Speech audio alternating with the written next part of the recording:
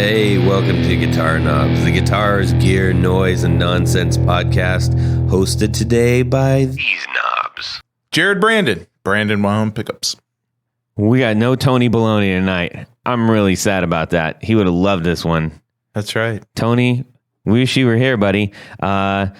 So he said he was, I believe, triple booked. So a lot of stuff came up that he couldn't get out of. He usually does everything he can to make it here, and we're sad he's not here. He's at two different places right now, but he's just not here. We will try to get on without him and his super brain and his infinite guitar knowledge. I got to step up. And his giant, boisterous, happy voice. Got to step it up tonight. Yeah, so hey, this is me. I'm Todd Novak. We're happy to have you here with the Guitar Knobs podcast. And this is a very, very exciting episode for me personally, and I think for all of us who are going to be listening.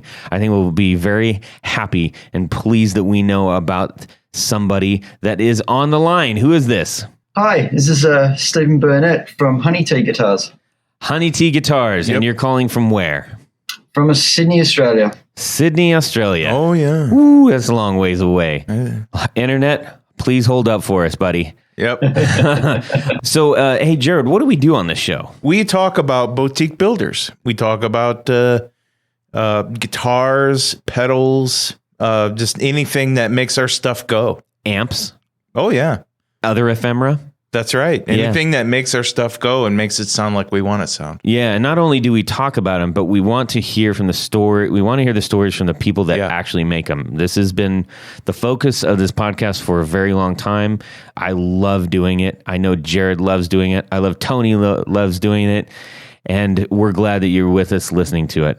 Hey, wherever you're listening to, if you could take one moment and give us one rating, we would, not a one rating, give us a full rating of like as many stars as possible, please. Yeah. But give us They're a rating. free. Just pick them all. It's so easy. You just click. That's it. You could write a review. Share. When we put out a lot of stuff, if you like something, you go, look at that. That's stupid. Or that's awesome. Share it. Just share it one time. That's all I'm asking. We are trying to get the word out, get the word around. If you like the stuff, subscribe to what we're doing on Instagram, on the podcast feed, wherever you're listening. We are now on Spotify.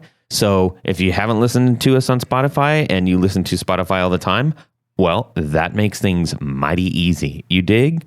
So wherever you're listening, just give us a little quick pat on the back digitally, so to speak, and we'd greatly appreciate it. I had a bit of news I also wanted to announce. By now, everybody will know of the Hurricane Flo, and a major supplier of many people in the music industry was affected by that. Mojo Music Supply. Mm-hmm. Mojo. Yeah, they're back to work now. They've been out of commission, I don't know, for maybe a week or something, but many people's homes, many employees that work there, their homes are damaged and flooded and whatnot. The place itself is fine. It's just a lot of the employees that work there are just kind of going through a rough time. So kind of keep that in mind and send them a shout out if you do business with them and let you know you're thinking of them. But yeah, I made an order today and they're working hard to get stuff out still. And I just wanted to give them a shout out. Yeah, solid. We've got a lot of friends in that area. And by friends, I don't mean necessarily personal ones, but if someone's been on our show, they are a friend, a stranger no more. Seems like everybody knows somebody that's, yeah, in that area, there's a big concentration of builders. It's pretty neat. So let's get on with things, shall we? Yep. What's going on in our music world this week? Tony. No. Sucks. He didn't say nothing. Yeah. Jared, how about you, buddy? Okay, so last week I went to the dentist in Fremont, Ohio. Okay. Anyway, and you got grills with that spell. I got my teeth cleaned on the front. I got my teeth cleaned, and it's a different teeth cleaning lady, and she was real nice and much more gentle. Anyway, went to the guitar shop afterwards. Because it's right there. Because it's right there, and it's the one I grew up with. That's my place. I walk in, and the owners and I are very good friends, Dustin. And I go in the back, and we just start, bull crapping about stuff, and I see this old big PV stereo. I forgot the exact name of it. It's a stereo. It's a chorus something. It's an old solid state PV amp. It's got two of those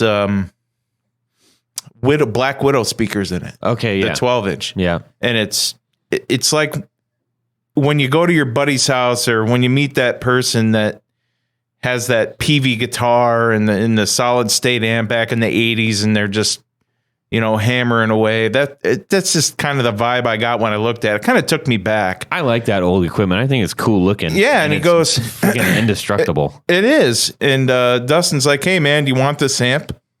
I'm like, "Shut up. Have it?" I'm like, "Yeah." What? Yeah, I want it. You should ask me that. Do you want this amp? Yes, I do. Okay, take it home. All right. Jeez. So that's what I did. He just gave it to me. He's like, "I don't have time to mess with it." He's got all these really nice tube amps in his shop. Yeah. Really high. He's known for carrying a lot of good high-end amplifiers in that guitar store. So that old PV stuff's good, man. it was made in USA. Yeah, well, and it's good. I got it home, plugged it in, turned it on, plugged in a Strat Plus with a big humbucker in it, and away we went. I mean, it was instant death metal, rock metal from the 80s. I felt like I got in a DeLorean and went back to 1988. It's great. It was awesome. So that was the highlight of my week, man. Well, all right. Stephen Burnett. Hi. Out in Australia, what's going on in your music world this week that isn't building guitars?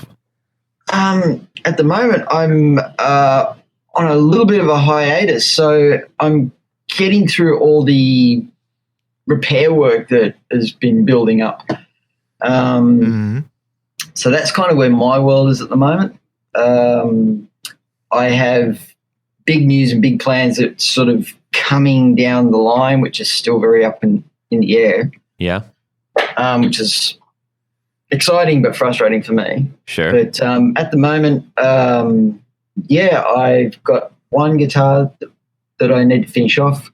I've got another one which I will talk about in a little bit because it had a bit of a tragedy happen. We're going to get into all your luthier stuff soon. But I'm pretty much head down, bum up at the moment. I'm not really going out too much. Just I've got to focus. I've got a prize to win, and I'm got to get my head right for it. That sounds good, man. I like that. As for me, what about you? I had a package delayed because of the crazy weather on the East Coast, but it was my EP booster that I got off of reverb.com. Okay. And I had been using Tony's that he loaned me, and I absolutely love that pedal. Like, I honestly, it's one of those pedals. And this is not a new thing. The EP booster is not a new thing. It's been around for a long time, and a lot of people have them on their boards. If you don't have it on your board, if you haven't tried it, it is shocking that, like, when you do play, you're like, how on earth have I been playing through this amp with any guitar I own without this ever?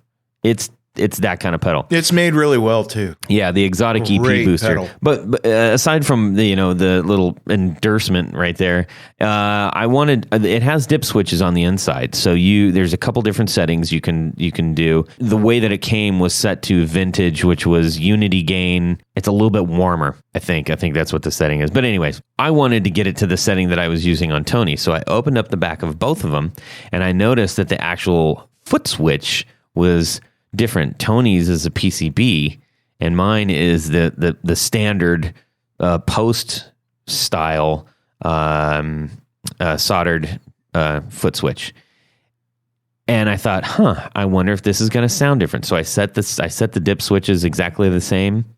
And I'm not saying that those foot switches make it sound different, but those two pedals sound a little bit different. And it's a trip because his has a little bit more, I guess I would say, presence.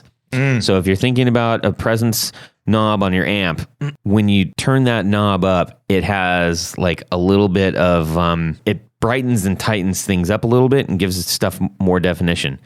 His had a little bit more than mine, and it was really interesting to hear the difference in essentially the exact same pedal. So I'm assuming mine's a little bit older. Yeah, I don't know. I'm just trying to think of like, I don't know why they would have changed it and not, put in like version 2 or, signify some sort of different version. Yeah. It was just interesting to hear the difference. And it was super subtle, but I could hear it, and I like it. I like the new one. I got quite a bit. So another great purchase on Reverb. So, even though it's you discovered it's a slight bit different, you're still very satisfied. Oh, with yeah, what you got. totally. I mean, I'd even think about putting another one at the end of my signal chain just to see what happens. Right. I should have done that with Tony's. I had it. I had 2 of them. What was I doing?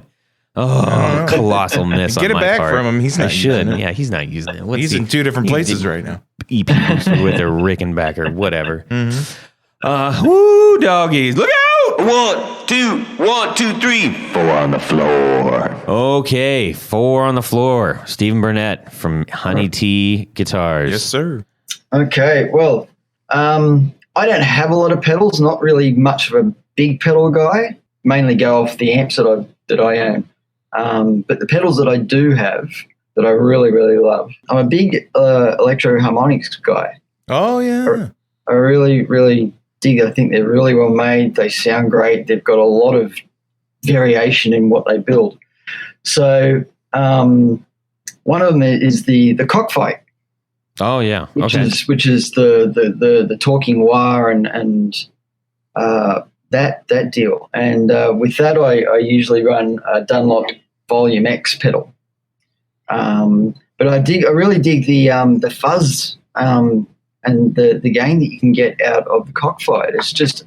It's a cool wah pedal, but it's also a really cool, overdrive and distortion pedal, and then you can really fuzz it out as well. It's got the bias on it, which you make me pull the trigger on one of these. I literally have one on my watch list in Reverb right now. They're really cool.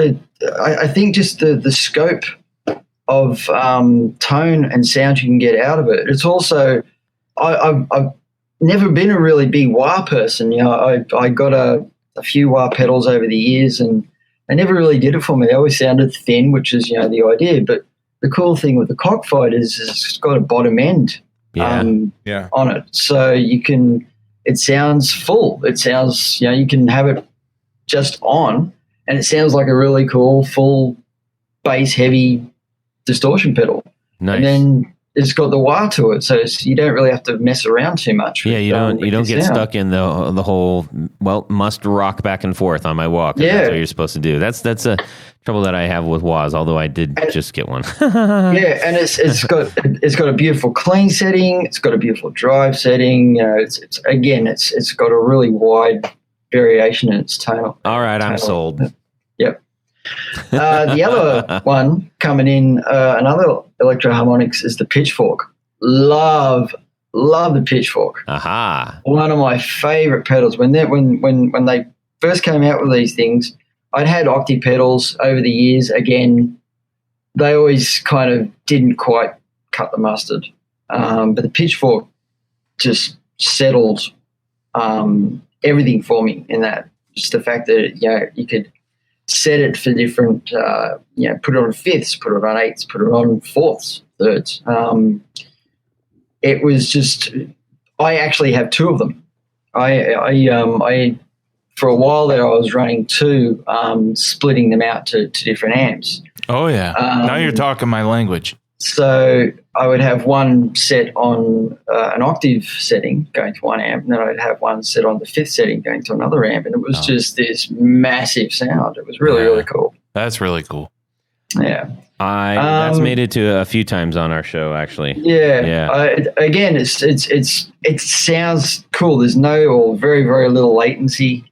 It doesn't sound weird. It doesn't have that wobbly weirdness that goes on with octave pedals normally, which is again cool. And the fact that it drops down 2 and 3 octaves, holy top and bottom. Yeah.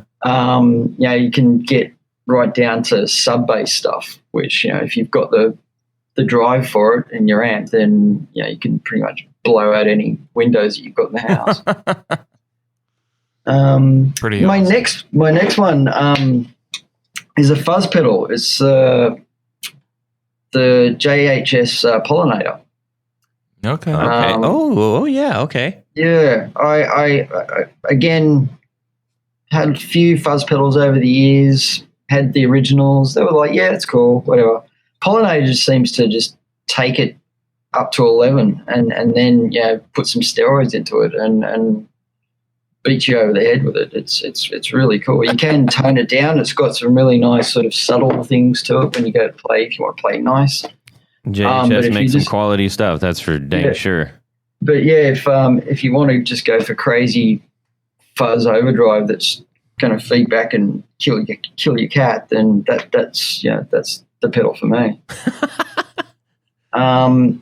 My fourth pedal, and this is I when I first saw this online, I saw a YouTube video for it. I absolutely fell in love, and I had to have it. And it's from a company in New Zealand called Flux, and it's the Flux Liquid Ambience Polyphonic. It's a reverb pedal, and it is one of the nicest, purest, most spatial but incredibly simple pedals I've ever heard. Really? Yeah, I'm not familiar with this one. It's really, really beautiful. If you look it up, Flux Liquid Ambience, it's an incredible, beautiful sounding pedal. There's something to do with their electronics. They're all handmade, just out of this little factory in New Zealand. They're hideously expensive. It's the most money I've ever paid for a pedal. Really? Which I think it was close to $500 for. Oh. But that was again, they're very all handmade, all high end electronics. But the pedal itself actually it also works in fifths and octaves. You can have your reverb in an octave or a fifth. Really? Yeah, and it switches up. You can have your reverb in a low octave, or you can have your reverb in a high octave, or you can mix the two up. But it's all done on one pot. Interesting. So that's kind of really, like really cool. The Keeley Caverns actually has a switch that's like, I think it's called Shimmer, and it takes it into it kind of octafies it a little bit. Yeah. Yep. But it does it's like a tail. So what you're saying is the one that you're talking about actually holds it there. Yeah, and what a trip. It's also got what is called it's written more. It's got a more button which you basically hold down, and it'll carry that reverb.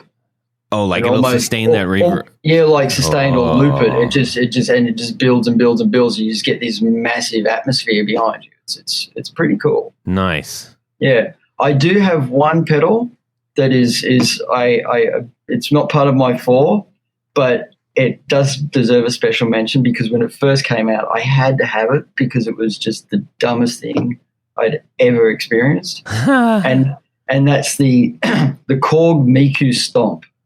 The Korg Niku? Miku, M-I-K-U, Miku Stomp. No, it's it is one of the most amazingly useless pedals ever built. Very nice. Hideously expensive, and it was brought out. There's a lot of those on the market, my friend. There's a Japanese anime character. I know what you're talking about. It voices it. Yeah, it's the voice one. Yeah, it's the voice and it is so dumb. It is, and it sounds so great, but so horrible at the same time. Yeah, and I was like, when it came out, I was like, I'm gonna buy that. And I'm going to keep it. And someone's going to pay me a lot of money for that later on. So those who don't know what this pedal is, essentially what it does is when you play something, it's if I'm correct, it plays like the vowel sounds. Yes. From like a manga character. Yeah, a little a 16-year-old anime girl. Yeah. So I was like, ooh, ee, ow. Yeah. Yes. That's weird. And the idea behind it, like I've seen videos for it, and if you're the right kind of player and you can pull it off, it can sound kind of cool. It could be a little gimmick in your show. Sure. But they've not really thought about it that much for like. I think, but just like you, they just, it's like somebody's gonna buy this. Yeah, and it was like I said, it was the dumbest thing that I've ever heard, but I had to have one. Yeah, it's pretty silly, for sure. Okay, cool. That's a solid 4 on the floor plus.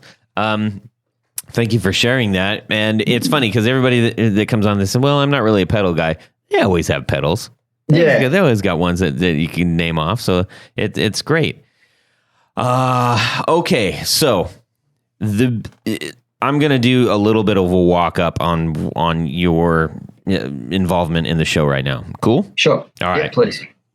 So, ladies and gentlemen, we are talking with Stephen Burnett from Honey Tea. Now, I just say it's Honey Tea because that's what it says on your headstock, but I know that your site is Honey Tea and Maplewood. Yeah. So, do you go by Honey Tea Guitars or Honey Tea and Maplewood? It's when I first came up with the name, I like run-on names. I like 2-part names where it's blah blah blah or blah blah blah. Sure. And I never wanted.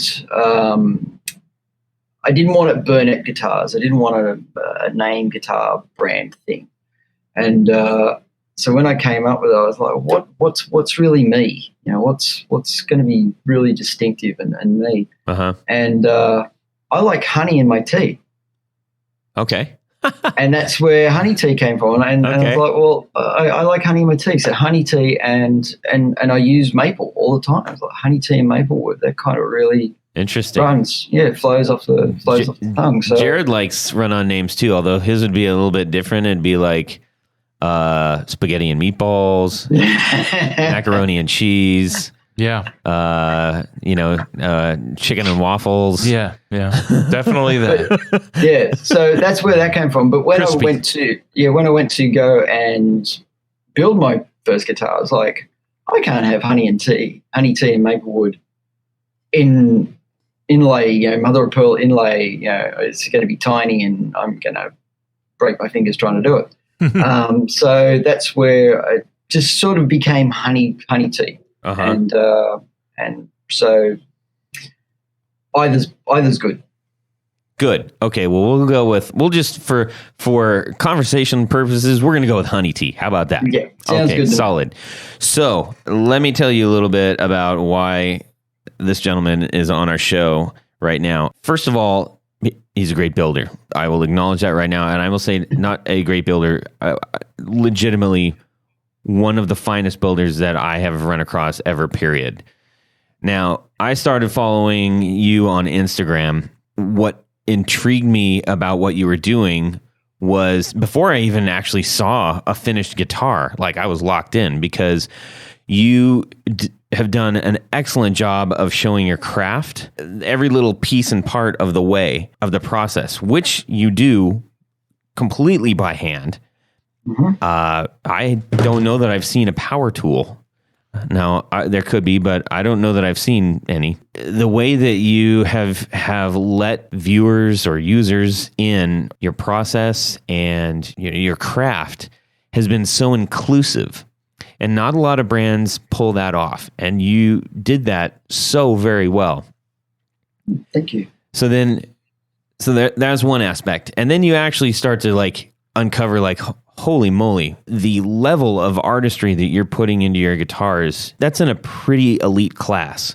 There are few people that are doing some of the craft that you're doing, or at least that are out there showing themselves. I can think of a handful, but there's not a lot. Take that to then seeing, you're walking through, I've got a giant board plank, and now you're doing the carving, and then you finally show the finished guitar, and I feel like I've been watching it the whole time. That was a really special thing. When you do the reveal, you're like, oh my gosh, I've watched this from a block of wood to turn into this. That's amazing. Now, I realize that virtually every guitar that's built goes through that process to a degree. But showing that process is a different thing. Understanding the types of things that you're doing, the techniques and things, that's where it starts to separate out. So I was a fan, and I've brought him up many times. And very, very early on in the show, I said, I got to get this guy on the show. And I held off for a long time because I'm like, he's not going to do it. Because we were, starting out, like my confidence level was not super high. And actually, I spoke with Sean Wright from Lollygagger Effects last night. We were talking about a few things, and he was saying, hey, how much he's liking the show. And he's like, I got to admit, man, the first 10 shows were crap. Gee, thanks, Sean. And I said, hey, I know that. I wasn't for it. I don't encourage people to go that far back, for Pete's sakes. I'm not on there. Why even go? Yeah, he wasn't even on there yet. So at that time, and this, honestly, that was like 2.5 years ago. Yeah. Mm-hmm. And I said, I would really love to get this guy on. Well, you're in Australia. I'm thinking that's not going to really happen. It's going to be hard. And he's going to be like, I don't want to bother. Just leave me alone and do my craft, man. Well, so we go to NAMM this summer.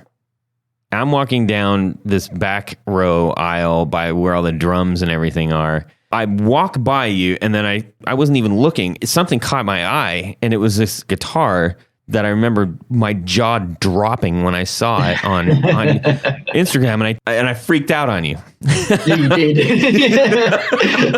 I was like, who the hell is this guy? And that's one of those weird things, because when you follow somebody online, or you basically sign up for somebody's brand in whatever way, you listen to their show, you watch them build things, you have a sticker, you've got one of their guitars or something, that's a connection. And when you get more and more into that brand or product, that connection deepens. Now, that may only be a one-way street for most people. So when that instantly becomes a two-way street, it's a real freak out. Yeah. I legitimately freaked out on you, and then I realized I may have ruined my chances of any conversation at this point. I'm freaking out on you, and then I stop because I'm looking at these two unbelievably gorgeous guitars that you have on display. And, frankly, I didn't even ask if I could hold it, because it's one of those things, like, I kind of had it in a bit of a reverence. I'm like, I don't want to touch that thing because, So anyways, it was a great experience. It was a completely, utterly unexpected experience, and maybe the highlight of me going down to Tennessee, like, completely honestly. We connected on several other things, which was also exciting. Yes. Your design business, your love of Japanese ephemera, and so it was kind of weird. I was like, wow, you're like kind of a semi-Australian version of me a little bit. Yeah. That was cool. It's very cool. Yeah. So anyways, so that's how you're ending up on the show. Now, we're also going to touch on a couple of things that almost made you not get on the show. Yes. So we'll get into that in a second. Yeah. I would like to know, and I always like to try to find out, just so we have a place to start with, how did you actually get into what you're doing? The big question. The big question. It's a twofold. Many, many, many years ago, when I was in my early 20s, my partner at the time and I were down in Melbourne visiting her uncle. He said, you got to check out this friend of mine. She makes harpsichords. I'm like, okay, you knew I like guitars, and I had just been down to Melbourne and was in a random guitar store, and there was this old 18th century German zither, and I was like, that's cool. I have no idea what that is. What is a zither? It's like a 44-stringed harp kind of thing, but it's like it's built on a little acoustic box. Oh. They were quite sort of popular around the 1900s, 1800s, and they sound they are basically a small harp. They sound very, very pretty. And I saw this thing. I was like, I have no idea what that is, but it looks very, very pretty and I want it. So I bought this, and my partner's uncle was, oh, you like that? You're going to love this. You got to meet my friend. She makes harpsichords. I'm like, I'm not really knowing what to expect. I thought, and explain what a harpsichord is. A harpsichord is an old version of the original version of the piano. It's much shorter strings, isn't it? Sure, shorter strings. They're plucked with quills from birds' feathers, usually crow feathers, as opposed to hammers. Again, around the 16th, 17th century. Think Amadeus. Yeah, that kind of thing, yeah. But usually they're handmade. They're all wood. They've got a very distinct sound to them. So I went to the back streets of Melbourne, into this lovely little tree-lined suburb, knock on the door of this, rather normal-looking apartment. Open the door, and here's this probably mid-40s woman in overalls, covered in sawdust. Saw that it was the uncle, and she's like, oh, yes, no, come in. And went in, and opening the door right through was covered in sawdust and wood bits, and just she turned her front room into her studio. And there was all these old jigs, and there was, plans and maps on the walls. There was, sawdust and wood and half-done bits of harpsichord all over the place. And in the middle of the room is this nearly completed harpsichord, beautifully made out of the most incredible. They're very, very ornate by incredibly most standards. ornate. It's all this beautiful wood inlay. I asked her the question you just asked me. How'd you get into this? And here was this woman at the age of 35 who was an accountant who decided she wanted to make harpsichords. She couldn't play. She had no idea about woodworking. She literally just woke up one day and said, I want to build harpsichords. She probably, heard something on the radio and was like, what is that? I'm intrigued. And so she packed up her business, moved to Italy, and studied with some of the masters over in Florence. And she stayed there for 6 months. She stayed there for nearly 2 years, learning the trade, learning how to play, to how to build these 15th, 16th century instruments. Wow. Which, and she came back, she cleared out her apartment, and she makes one a year, takes her a whole year to make, and she sells them around the world. And that's her life. And I was just stunned. I was like, you can do this? People actually do this? And that was when I was, early 20s. And I'm like, that's really cool. That's so cool. Years went by, and over the years, I'm a graphic designer by trade. I started when I was about 18.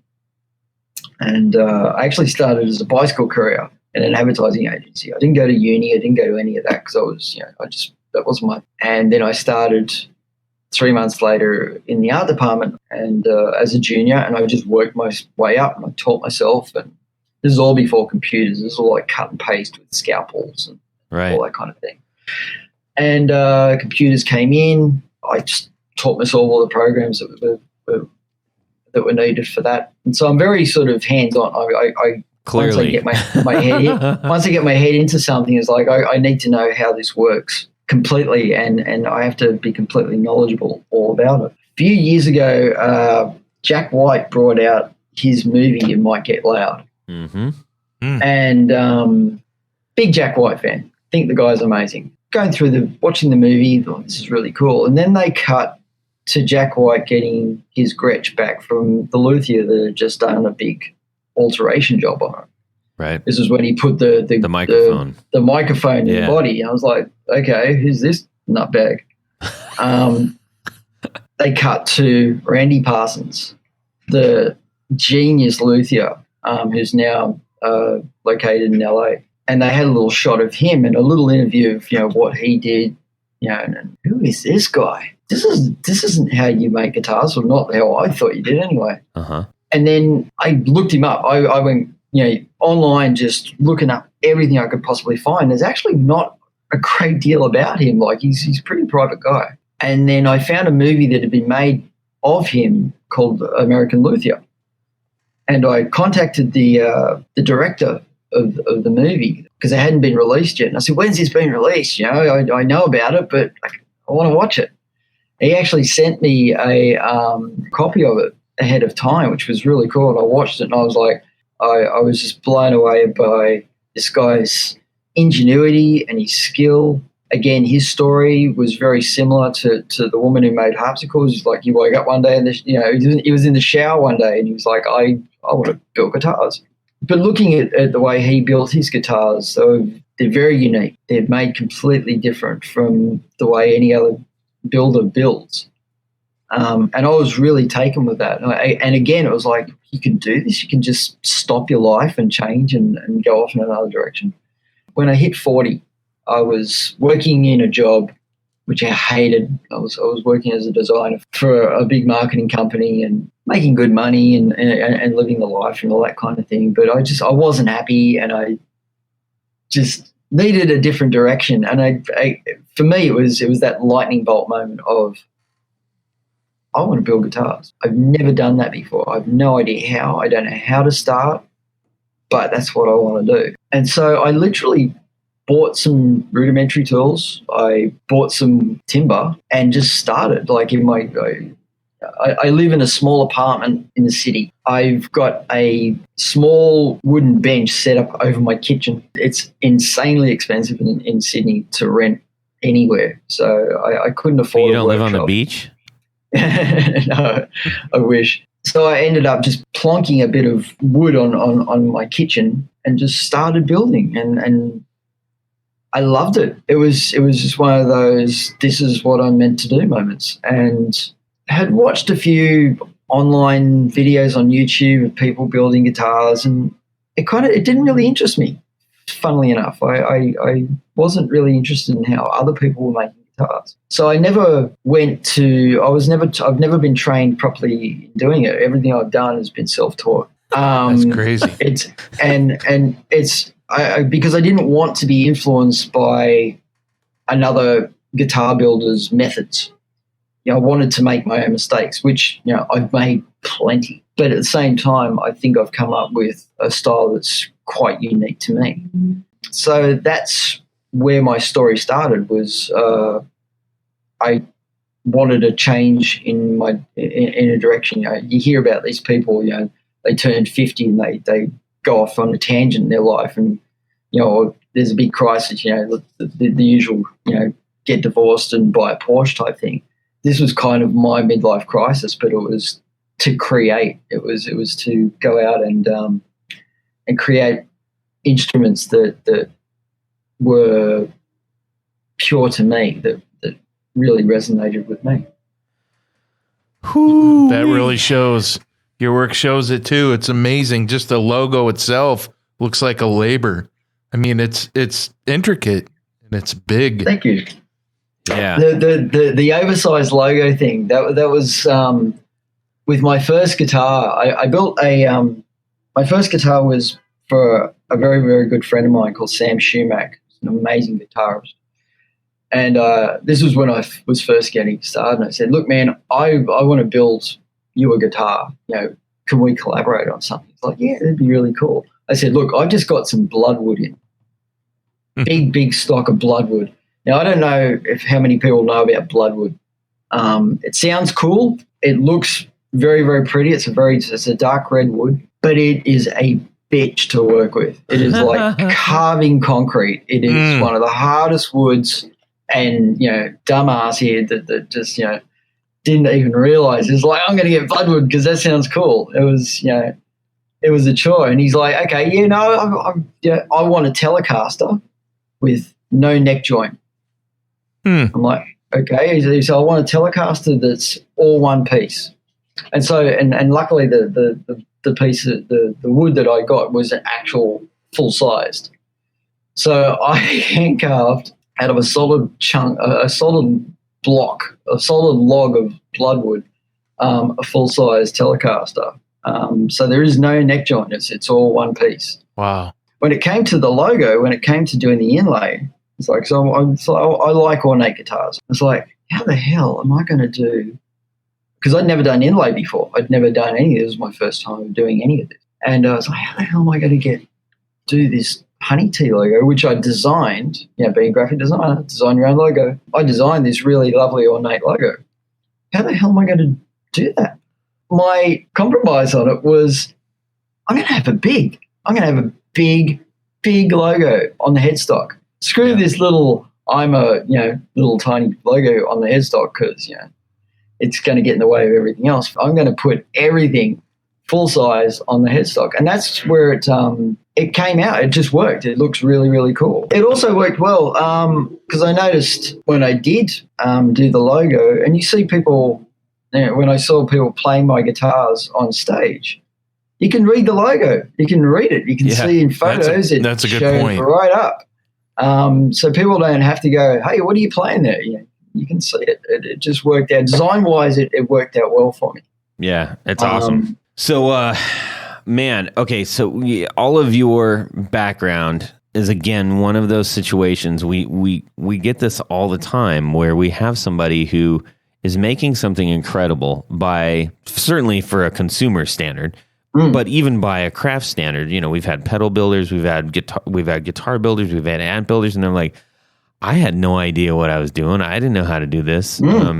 Completely. We had Eric from Echo Park, who's building the NARB amps and the Echo Park amps, and he's like, "Yeah, I don't know how to do electronics." I'm like, wait a minute, what? Yeah. He's like, I just started. I wanted to do it, and I knew what I wanted to hear, and I started looking at other things. So we've had so many people do that, and I'm always so happy when I hear something like that, because to me, that's just incredibly inspiring. I think most people don't do anything because they don't feel they have permission to do it, because they don't possess the knowledge or they don't possess the talent. Completely and that agree. is complete nonsense. Clearly, that's complete nonsense. So I really appreciate you sharing that part of your story, because I guarantee you, nobody people, if you have the ability to do it right now, you need to go check out his Instagram. This is honeyt_custom_guitars. Feast your eyes, ladies and gentlemen. Feast your eyes on this business. Yep. So here's another little doozy that you told me at Nashville, because I was asking you about your paint on these things. I looked at a lot of different ways, because obviously I'm in an apartment. I don't have a lot of room. I don't have, a spray gun. I can't have anything like that. When it came down, it was like, well, I'm just going to have to deal with aerosol cans here. I've got to be creative and work out how this is going to work. And so luckily, your neighbors must love you. I am in a very, very fortunate position where the apartment that I'm in is quite old. And so either side of me, you can't hear anything. I can work till 2:00 in the morning. Really? With power tool, with drilling stuff. But I'm also on a corner block, so there's lots of ventilation. So when I go to spray, if I go to paint or spray anything, I just put up plastic sheeting, drop plastic sheeting in my bathroom, and have at it. I work within, but the not like limitations American that I Psycho have at it. Like no, it looks like it, I have to say, because I don the full the coveralls and the gas masks and stuff like that. So it would look like a murder scene. Let's put this into perspective really quick. For those of you who are familiar with his work or are just looking at it right now, and you're looking at some of those finished guitars, those are done in a bathroom with spray paint cans. That's right. Pretty much. I mean, it really kind of defies the. It's ludicrous. It's what ludicrous. It is. It's mental. It is. Most people most guitar builders, most luthiers would look at the way that I do most of my stuff and just go, "That's insane. Why would you do it that way?" Yeah. But and even I look at it going, "This is nuts. Why am I doing this?" And I just make stuff work within my own limitations. It's just, yeah. And to be clear, we're not saying, wow, this is crazy. Why are you doing this? Because it looks terrible. It's Quite the opposite. This is insane. It's amazing because it looks like a museum piece. Yeah. I mean, they really are stunning pieces of art. Yeah, I agree. And Thank you so when much. you told me that, like, I'm pretty sure I sounded like I had been hooked up to a battery or something. Like, where'd you get that guitar? I got it out of the bathroom. What?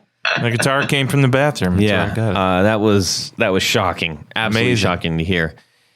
I looked at a lot of different techniques for how finishes are done, and again with my own limitations. And the white and gold guitar that I've just finished, or I had at the show, but I've refinished since, has got a very subtle gold dust burst to it. Mm-hmm. And for that, I looked at the way the old Japanese masters used to do the big panels, the big black panels, Right. and the gold lacquer panels. the lacquered panels. Yeah. And the way that they would do those is they would get gold dust and tap it. So it was this really fine, subtle dusting of stuff. So I don't use, when I go to, if anything that's gold dusted or anything like that, I don't put it into the spray. It doesn't go into the lacquer itself. It's actually dusted on top first. Or or leaf transfer. So that takes you to and the gold, the gold leaf thing was cool. That was one thing I hadn't seen on many guitars, and I thought that could be a really nice offset to this, white guitar, or in regards to the blue one. Was just having these subtle accents that when you look at it from a certain angle, you go, oh wow, the sides are sort of glittery, and that's gold leaf. Oh, well, that's it. And I thought it looked really cool. That's part of the reasons I like really good color combinations. If I can get them, I like a good 2 or 3 toned color combination. Mm-hmm. So I think I try to think those things through when I'm building something. It's like, what's going to be cool? Well, the gold with the white's going to look really cool. The gold with the blue has a real sort of royal feel to it. The gold with the white's got this almost heavenly feel to it. The next one that I will plan to go towards is because I want to do a white with rose gold, which I think would look really, really pretty. So, yeah, not the cheapest way of going about things, but it definitely has some eye-catching factors. You mentioned something that was very you said subtlety, subtle. Now, one of the things that I think is so interesting about your work is that when you look at it, it is nothing. There's nothing subtle about it, right? You walk by and you're like, that's a purple and gold guitar, or that's a purple guitar with I don't know what kind of flowers are spilled all over the fretboard. Yeah, that was cool. I did enjoy it. Or the black and red, like almost like blood red. What? Yeah. Subtlety is not the first thing that comes to your mind. However, when you begin to look at it not from afar but up close, that's where the really awe-inspiring subtlety comes in, and you're like, wow. An immense amount of thought and craft has gone into every single inch of this guitar. Yeah, I'm all about the details.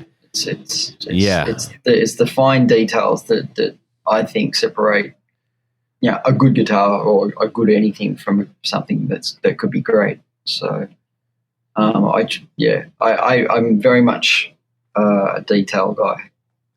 You mentioned the Japanese stuff. That's obviously, that plays a part in what you do, and we talked about that at length. I'm a big fan of feudal Japan, at least the literature and the art and just the history behind it. The history, it's fascinating.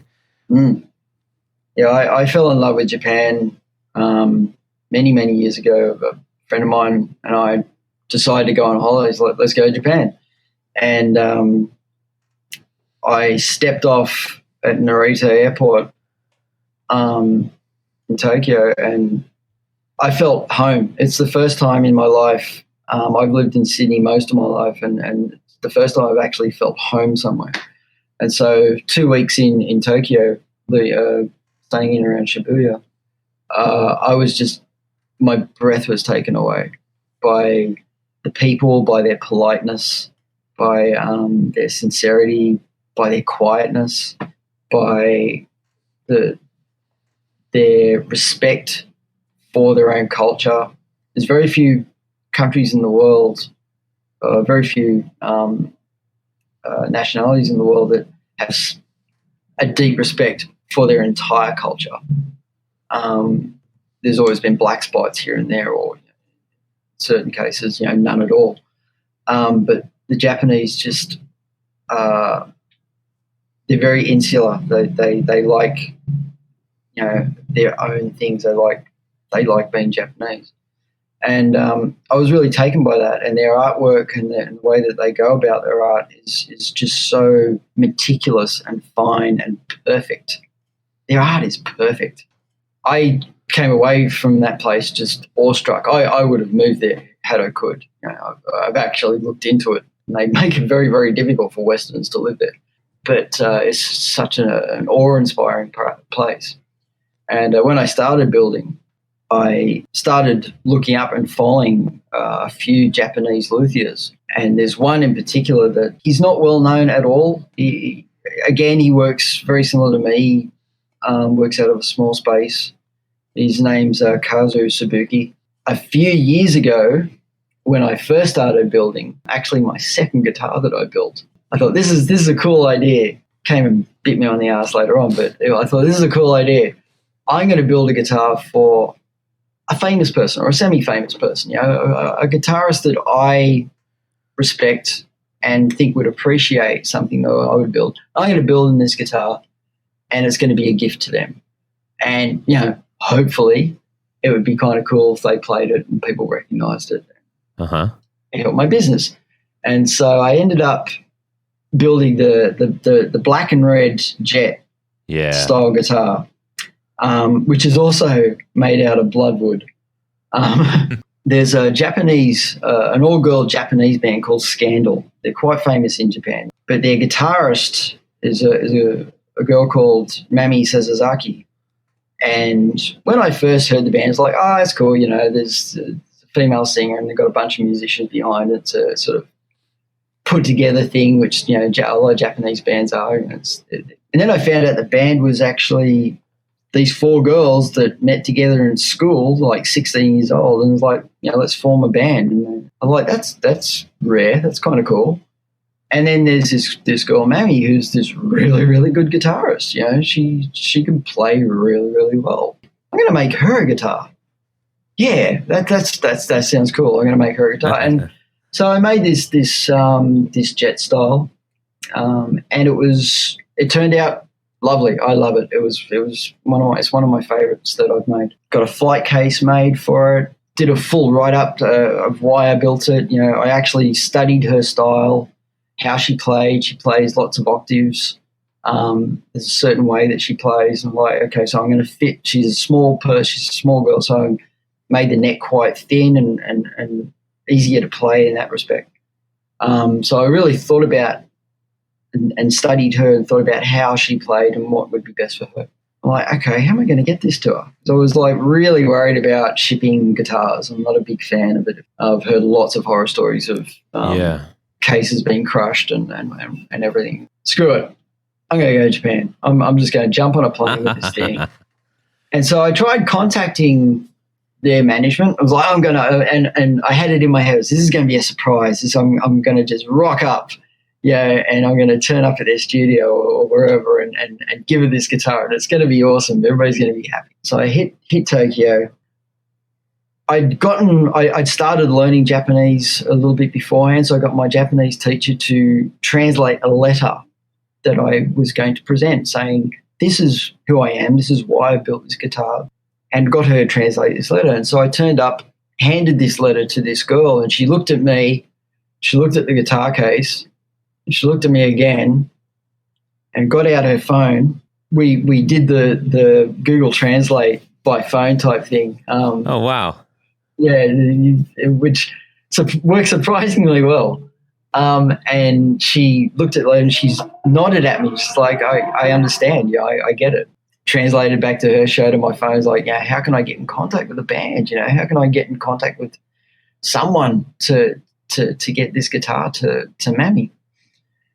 And she's like, just a moment, I'll make a phone call. She made one phone call, didn't go anywhere. And then she managed to get hold of the manager, their manager, the band manager. All I hear is, hey. That's Japanese for yes. It's hey. Mm-hmm. She gets off the phone and she said, she translated, it's like, you can't meet the band. You can't meet the band. I'm like, okay. I said, can I leave the guitar here in the shop? Can get to them, through here. She's like, you can't leave the guitar here. I'm like, okay. She's like, it has to go through the fan club. I'm like, okay. Can you give me an address for the fan club? And so she did. She gave me the address for the post office box. So I was right back where I started. Oh, no.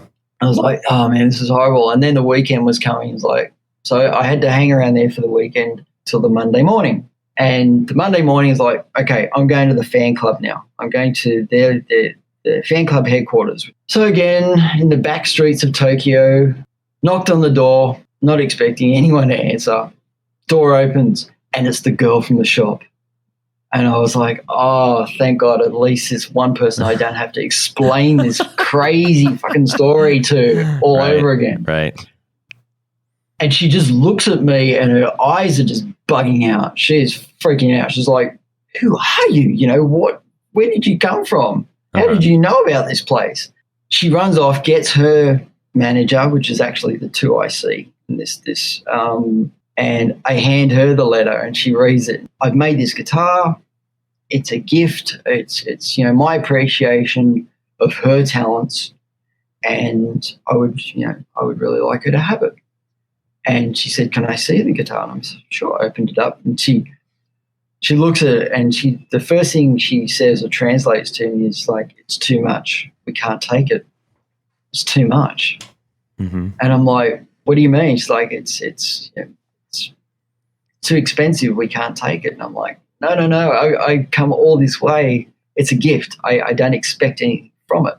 It's purely a thing. And I'm starting to freak out. I'm like, I can't take this thing all the way back to Sydney. And I was like, can I leave it here? And she's like, I'm not sure. I don't think so. And I'm like, I literally said, okay, I'm leaving this. Bye. And left. And she gave me her business card, and I emailed her straight away when I got back to my hotel and I said, thank you so much for letting me present the guitar to you.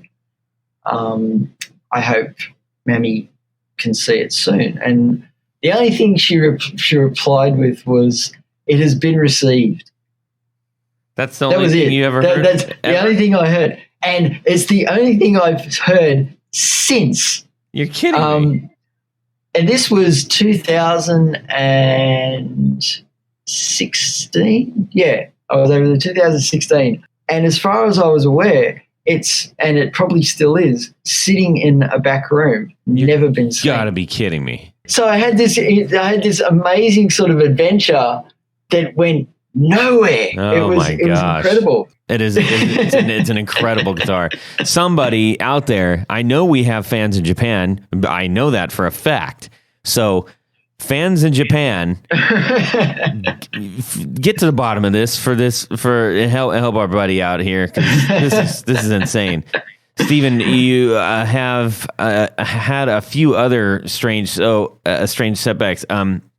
I did. I do want to get Jared, who's a pickup builder here. Please. I think on the latest one that you built, the purple one, which we will tell the story of in just a second on this, on the purple one. This particular guitar is, I'm not going to explain it at all. Everybody just needs to go look at this thing because it is there's too much. It would just be, I don't even know how I would start to explain it, but it is awe-inspiring. One of the things on this guitar I have never seen before. Jared, have you ever seen anything like that before? Okay, so Jared wants to talk to you about this real quick. So Please. I noticed there's, I think, 3 different little pebbles with brass covers. Yes. And I'm just guessing that they're at the base of the at neck. the base of the neck, kind of like a Johnny Smith would be. So I'm guessing that there's 3 different coils there. It's I had this idea when I designed this. I love big jazz guitars. I always loved big jazz guitars. Mm-hmm. When I see and a big fan of like Charlie Christian. And when the Charlie Christian came out, with that big chunky pickup. And, oh yeah. Most of it's underneath the guitar. It's all underneath the guitars. It's all sort of floating underneath the body. And I've also, you see a lot of jazz guitars, and they've got the pickup that's floating, hanging off the end of the fretboard. Oh yeah. Well, that's a cool idea, but it tends to be a little bit add-on. It's a bit sort of, it's being bolted on, retrospectively. And I love stepped fretboards. I always have, that sort of, strange shapes to the end of fretboards. And so I wanted to have this stepped fretboard, but with a floating. And a stepped fretboard, for those who don't know, that's sort of like a D'Angelico style kind of. Where the last about 3 or 4 frets essentially are almost like kind of indented. Yes. Yeah. Mm-hmm. And so I wanted this indented stepped fretboard, but I also wanted a floating pickup. And I can't bolt something like that on there. It's going to look ridiculous. And I didn't want anything attached to the body. I didn't want to be cutting holes in this thing. And so I came up with 3-part pickup as a visual thing more than anything else. I had no idea. And I sent off the design to my good buddy Tim McNally, who does McNally pickups up in Canada. Mm-hmm. Guy's a genius. Guy's an absolute genius. I said, I've done this thing. I don't know if it'll actually work. I've never actually seen it. What do you think? Is it doable? He's like, this is wacky, man. Where'd you come up with this? I'm like, I don't know. My brain works funny. He said, let me try something. And he went away for a couple of months and he came up with it. It was, and it's 3 single coils that are all joined together. He said, I've never worked on anything this small in my life. The wiring and everything else that he made of how it works underneath was just incredible. They attach underneath the fretboard in staggered steps. Pickup wire just runs underneath the fretboard through into the body, and then the volume knob. It's one of those things. If you're looking at the guitar, you won't pick up. No pun intended. Yeah. I couldn't get it out fast enough. The guitar I've designed is very Art Deco style. The pickups I wanted to match with the tailpiece that I built and designed, which is a kind of Art Deco fan design. So I wanted that to complement the tailpiece. Yeah. And so it just happened to turn out really, really nice. And it's one of those things like, what are those shiny metal things on the end of the fretboard? Oh, they're pickups. That's cool. So that particular guitar, it is the most brilliant royal blue and gold leaf. You have this guitar on display at NAMM, and you're arriving from Australia, and they stick you in a corner up against the wall with about a 3-foot space to show your literally show-stopping guitars. And then what happens? I have an amazing amount of people come up to me and express how much they love it and how unique it is, and it's all very humbling and wonderful to hear. On the flight home, someone has obviously opened up the case at some point, taken the guitar out, and there's been some damage to the headstock, which is unfortunate, but it's not a major thing. It was, but it was fixable. And so, unfortunately, here I am working away on this guitar, getting the headstock back to bare wood again, so I could just get the You varnish. took it down to bare wood? Yeah, I've always found like retouching stuff over time, it just becomes noticeable. Wow, that's my thing anyway. I like to have stuff done properly. So if it's one solid surface, I'll take it back to bare wood and I'll start again. As I'm working on it, the guitar slips off my bench, and as I'm trying to catch it, it falls at a funny angle and the headstock snaps. Incredible. Okay, So, now all of you who have now seen this guitar are probably going to start weeping at this point. I literally fell to the floor, my heart pounding, because I realized how big a fuck up this is. Yeah. There is no easy fix on this thing. It's not like I can just stick some glue on and put it back together. So it was a huge blow. I've had a few other little things that have sort of happened over the past, few weeks, some personal things that have kind of stopped me in the direction that I was going. And so life was dealing you a whole bunch of closed doors. It was pretty much, I was getting slammed in the face a lot. And so I messaged Todd a few weeks ago saying, look, man, I'm at an all-time low here. I can't do your show because I just feel like garbage and it's not going to come across, very good, and I'll probably start crying or something like that. and he's like, no, man, please, you got to do the show. Everybody's going to love your story. And I was like, oh. So I kind of picked myself back up again. And so the guitar is back in its case. I've stripped it back again to bare wood. The whole thing? Whole thing. Oh my gosh. Yeah, he has to. I've actually cut the neck off. I'm going to put a brand new neck on it. Yeah, that's the right thing to do. I got to do it right. You got to. So I just threw up in my mouth a little bit. It's going to be brand new again, Todd. It'll be brand new. So it was a tough thing. Like me cutting that neck off was one of the hardest things I've ever had to do. But I knew with my guitars, I can't half-ass it. I can't do a bodgy job and just try and repair something and cover it up. I don't like doing that. That was the first bit of Australian slang that you threw in there all night. Half-ass. No, a budgie job. Oh, budgie job, yeah. Oh boy. So I'm back to square one on that. But all right. At the same time, it stopped me where I was headed. And when I went to NAMM, it was a huge eye-opener because I didn't really know how good my stuff was, how good my guitars were compared to the rest of the world. And so when I got back to Australia after being in this amazing world of guitars and people, I realized how small and kind of insignificant we are here. Yeah. And so I've made big decisions and started looking for somewhere else to create because it's hideously expensive to live here and to work here. And there's no way that I could do the guitars that I want to build and be able to make a living out of it. It'd be impossible. So I put the feelers out to see what was a possibility. And the man here, Todd, has hooked me up. I'm looking at moving to Germany next year. He got me in touch with Frank DeMille, who does DeMille guitars over in Germany. Lovely man.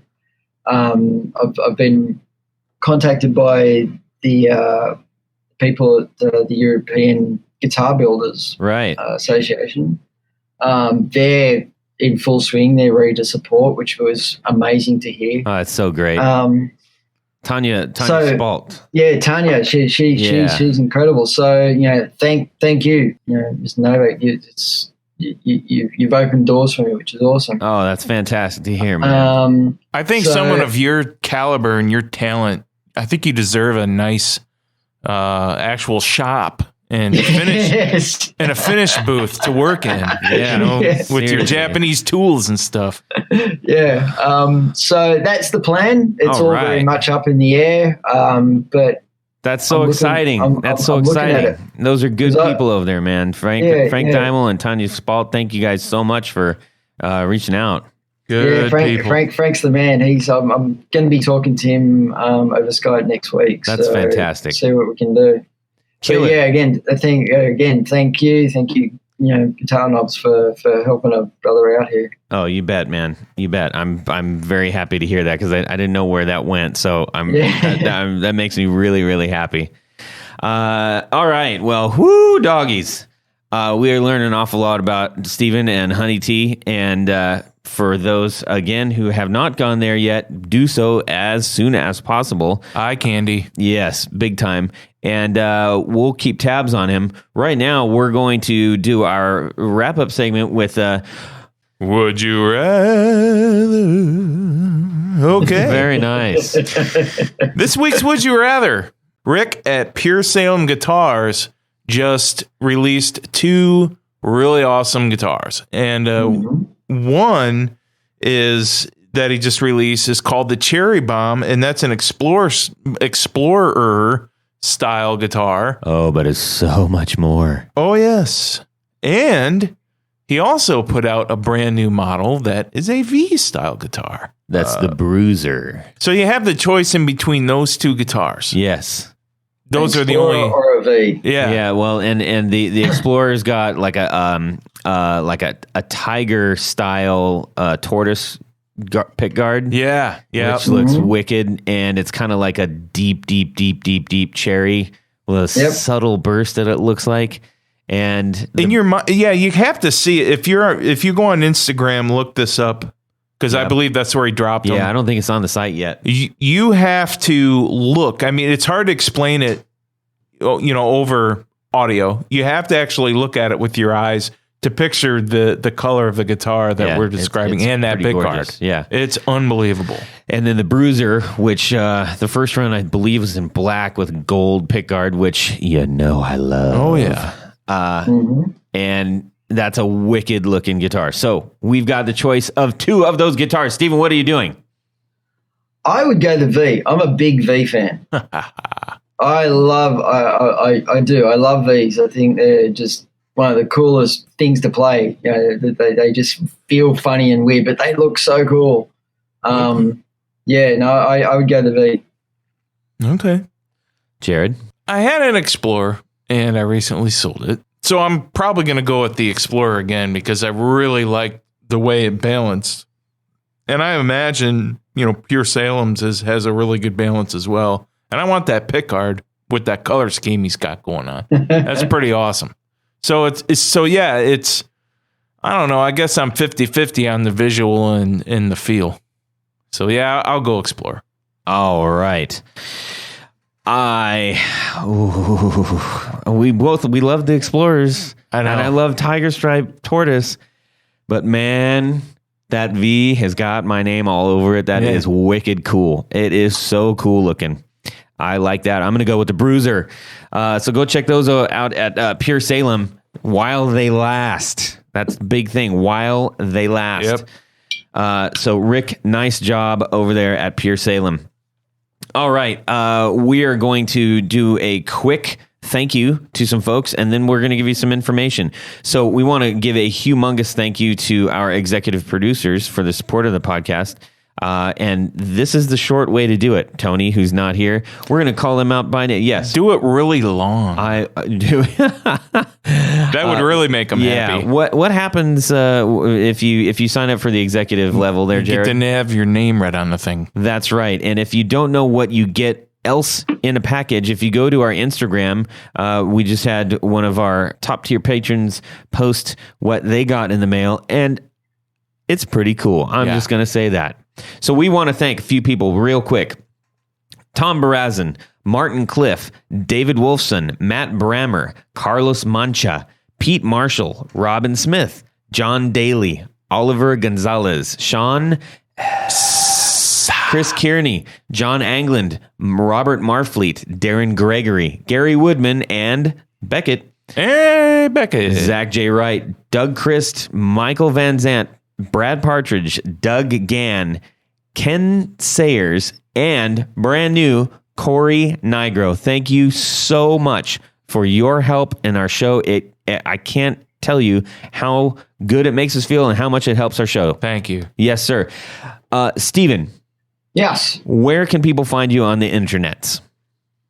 You can go to my website, honey tea and maplewood, or one word, .com.